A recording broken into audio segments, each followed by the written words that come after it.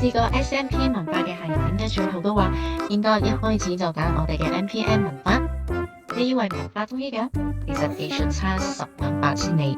而家我同你總結大原因。原因一，時間快，即時見效。SMP 文化要做3-4次，MPM 文化只需1次就見效。以色列專利滾輪針上面有50毫米針，日式更均勻，1到3個鐘就完成㗎啦。塗色一次就穩定3到5年。原因二，自然真實。MPM 嘅色素只滲入到皮膚嘅表皮層，會反彈，唔會變灰。每條髮線都係由沙老師親自設計，自然到朋友都以為你真係生返頭髮啊。原因三，性價比高。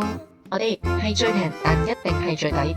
用歐盟加 FDA 相認證嘅色素，純度99.9%，唔滲色、假色，效果穩定3到5年。原因四，導師級實力。查老師係 MPM 亞洲區導師，超過10年以上嘅文化經驗，10萬宗文化嘅實踐個案。